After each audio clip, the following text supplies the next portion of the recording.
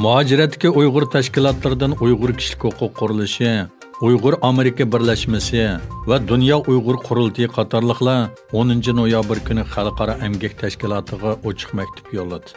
Maktubda mazkur tashkilotning bosh direktori Gayr Haydir Uyg'urlarni majburiy emgak silish qilmishini ayblashga chaqirildi.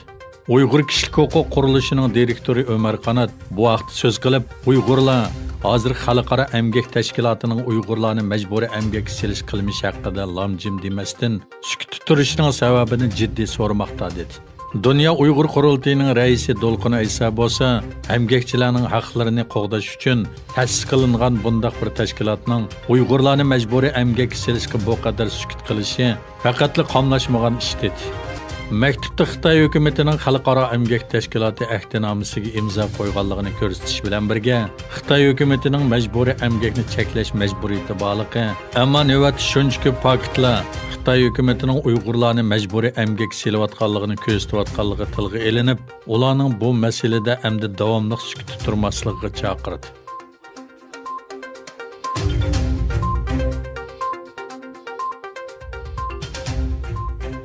Xitoy hukumatining 2022 yildagi qishliq olimpik yig'iniga sahibxonlik qilishni cheklash cho'qonlari yaqindan buyon borgan-sari yuqori pallaga ko'tarilishga boshladi.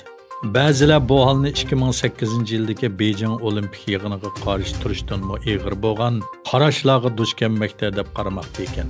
Iqtisodshunos gazetining 8 noyabrdagi maqolasida aytilishicha, navbatda Avstraliya, Angliya, Amerika qatorliq ellardagi yuqori darajali hukumat amaldorlari, jumladan Angliyaning tashqi ishlar vaziri Dominic Raab qatorliqlar buningda aktiv faoliyatlarda bo'lmoqda ekan. Ular Xitoy hukumatining Uyg'urlarni lagerlarga qamash hamda ularga qarata majburiy tug'mas qilib etish, majburiy emgak qatorliq qilmishlarini ayblab, mushunda qabiy qilmishlar bilan shug'ullanayotgan bir davlatning olimpik musobaqasi o'tkazmoqchi bo'lishi olimpik yig'inining hech qanday ro'yiga uyg'un emas deb ko'rsatgan. Shundaqla natsistlar Germaniyasidami 1936 yili Berlinda Adolf Hitlerning obrazini gavdalantirish uchun shu xildagi musobaqaga sahibxon bo'lganligini eskartgan.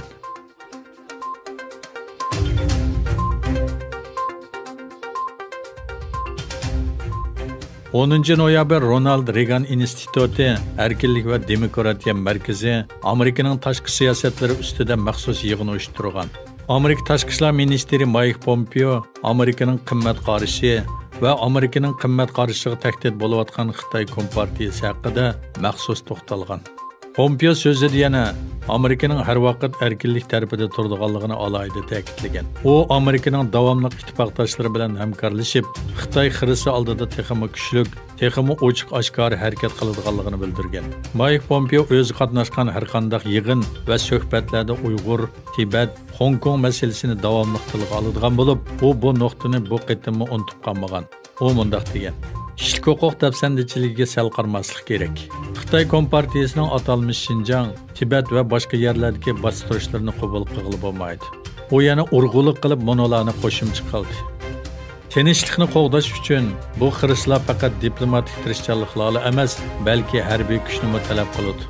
Pompeo navbatda xalqaro siyosatda talash-tartish qilinayotgani Amerika-Xitoy o'rtasidagi petishlanmaslik bo'lmasdan, balki mustabidlik bilan erkinlikning chiqishanmaslik ekanligini alohida eskartgan.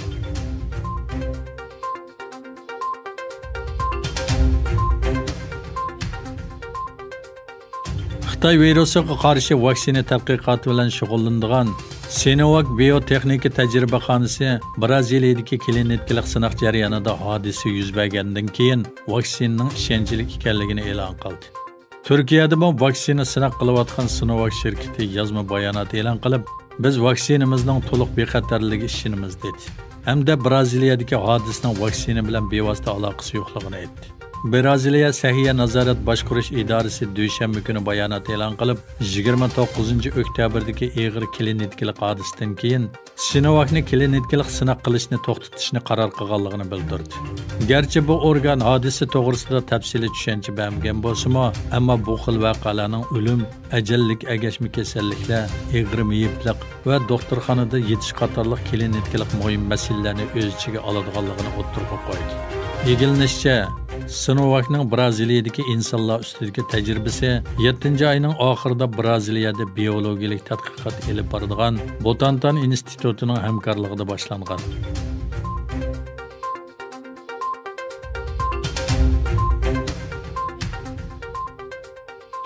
Xitoyning chegara qo'shnisi Nepalning 150 gektardan ortiq zaminni o'ziga qo'shib olganligi o'ttirg'i qo'yildi.